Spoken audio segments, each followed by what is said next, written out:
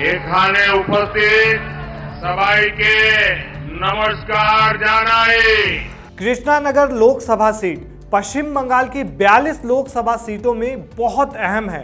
इसमें 7 विधानसभा क्षेत्र हैं। ये क्षेत्र नदिया जिले के आने वाले जगाली नदी के किनारे बसा हुआ है। मान्यताओं के मुताबिक राजा कृष्णचंद्र राय के नाम पर इस शहर का नाम कृष्णानंद पड़ा था। चलिए आज के इस एपिसोड आपका शहर आपकी बात में बात करते हैं कृष्णानगर की। महुआ मोइत्रा एक ऐसा नाम जो हाल के दिनों में काफी सुर्खियों में रहा। महुआ कैश पर क्वेरी केस में लोकसभा की सदस्यता गंवा चुकी हैं। दरअसल लोकसभा चुनाव के लिए टीएमसी ने रविवार यानी 10 मार्च को 42 सीटों पर उम्मीदवारों का ऐलान कर दिया है। ममता बनर्जी की पार्टी की इस सूची में महुआ मोइत्रा को फिर से मौका दिया गया है और महुआ मोइत्रा कृष्णानगर से ही जीतकर संसद पहुंची थी, इसलिए ये सीट काफ़ी अहम मानी जा रही है। हाल के दिनों में पीएम मोदी भी यहां पहुंचे थे। इस दौरान कई प्रोजेक्ट्स का उद्घाटन भी किया गया। तो चलिए समझते हैं कृष्णानगर को।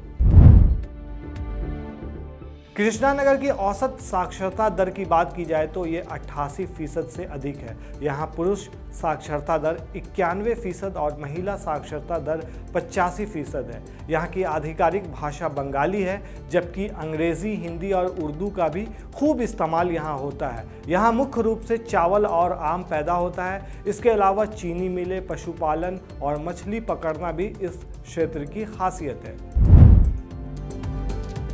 पश्चिम बंगाल में मतुआ समुदाय की एक बड़ी आबादी यहाँ रहती है।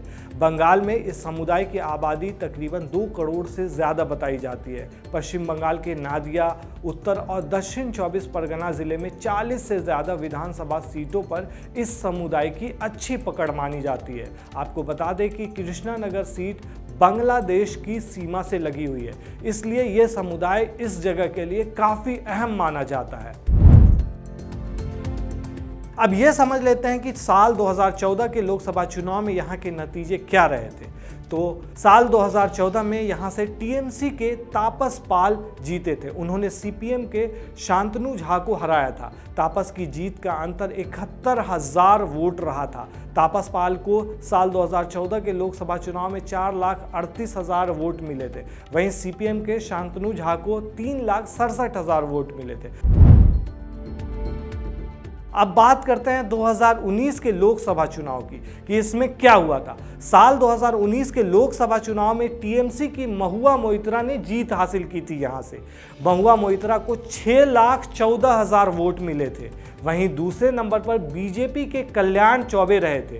उन्हें 5,51,000 वोट मिले थे। बता दें कि महुआ कैश पर क्वेरी केस में लोकसभा की सदस्यता गंवा चुकी हैं, लेकिन इस बार फिर टीएमसी ने कृष्णानगर से महुआ मोइत्रा को टिकट दिया है। अब यह समझ लेते हैं कि आखिर इस जगह के स्थानीय मुद्दे क्या हैं। बीजेपी और टीएमसी के साथ राजनीतिक संघर्ष हालिया दिनों में सुर्खियों में रहे हैं। रोजगार का अभाव और बुनियादी ढांचे का विकास अब भी यहाँ एक बड़ा मुद्दा है। दिल्ली से कृष्णानगर की दूरी 1400 किलोमीटर है। वहीं राजनीतिक रूप से देखें तो बंगाल में इस बार संदेश खली का मुद्दा बहुत ज़्यादा गरमाया हुआ है।